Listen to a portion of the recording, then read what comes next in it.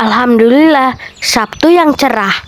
Allah izinkan kami dapat berolahraga setiap Sabtu pagi di Velodrome Jakarta Timur. Hari ini adalah jadwal para atlet melakukan tes kebugaran. Jadi umur berapa? Iya, siapa namanya? Abdullah Hasbullah. Ini anak ibu? Iya. Oh, Masya Allah. Berapa usianya, Bu? 15. Abdullah. Udah minum semua?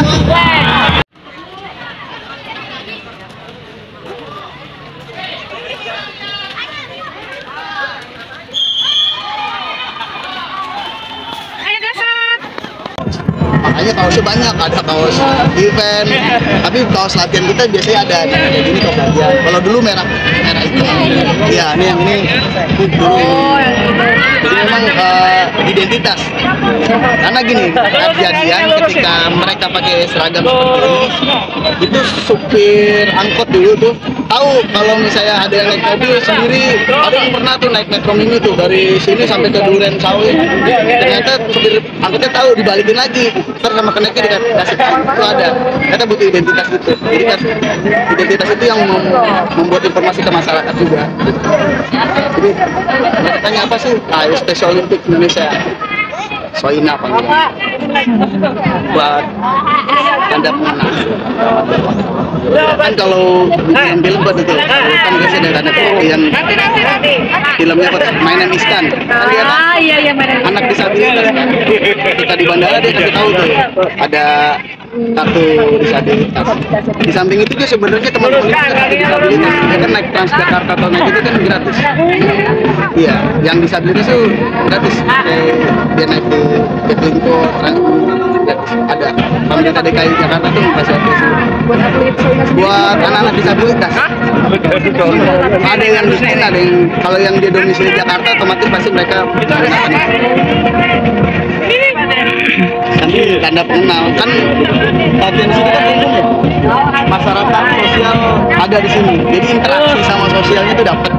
Jadi yang tadinya malu-malu ketika ada teman sebayanya, ada pelajar lain sebagainya, mereka bisa timbul aspek sosialnya.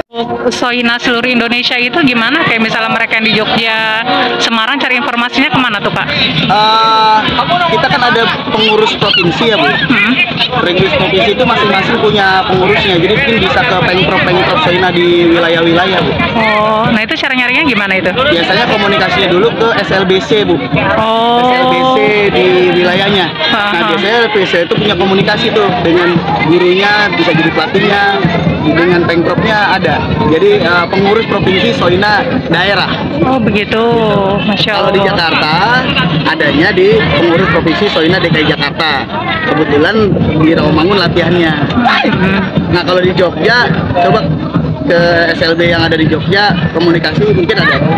Karena ada pengurus dari mereka. Iya. Juga bisa komunikasi langsung ke PP Soina.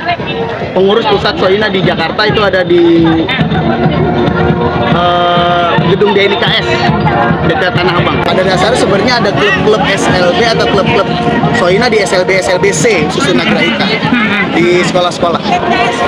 Jadi kalau mereka itu sudah bergabung di Soina itu setidaknya mereka sudah tercatat sebagai atlet DKI Jakarta ya? Iya, kalau mereka sudah bergabung dan latihan minimal 7 kali atau 8 kali berturut-turut, maka mereka dinyatakan dianggap atlet Soina DKI Jakarta. Kalau dia di provinsi Jakarta. Tapi ada beberapa teman-teman yang kayak di Bekasi, Depok yang pengen latihan di sini juga kita terima, nggak apa-apa, nggak masalah. Selama kita dan kita sifatnya volunteerism, tidak ada di pungut biaya apapun. Untuk cabang olahraganya apa aja tuh, Kak? Kalau cabang olahraga kita ada atletik, bola basket, sepak bola, futsal, bulu tangkis, terus kemudian boci, ada senam gimnastik, kemudian bowling. Sekarang mau kita coba kembangin lagi beberapa cabur seperti tenis gitu. Tapi memang perlu lihat sarana dan prasarana yang ada. Oh ya, Masya Allah. Ya kalau di Space Olympic tuh bagi yang geraknya terbatas ada yang namanya program Motor Activity Training Program.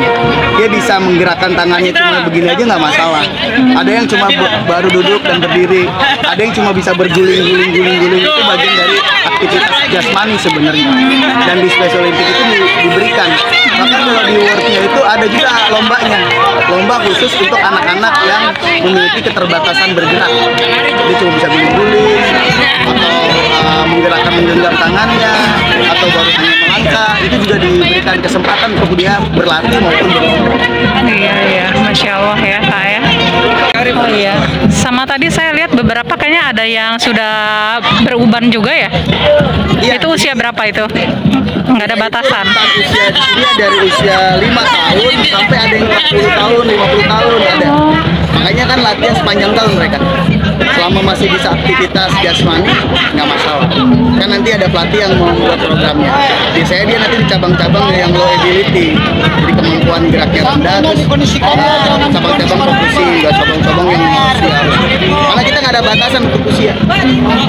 Kalau dia yang sudah pernah ikut World Game, terus sudah tua, dia bisa diarahkan menjadi pendamping atlet.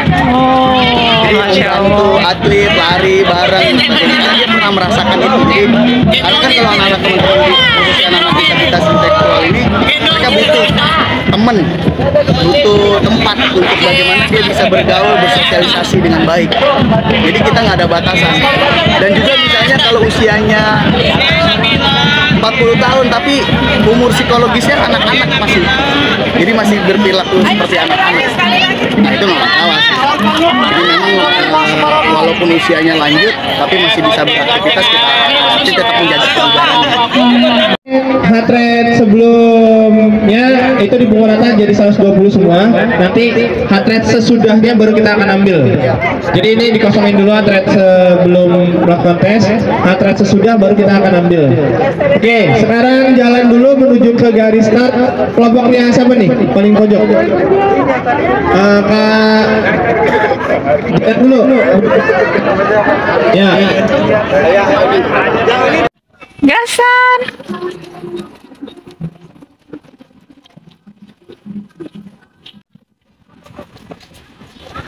Ayo semangat.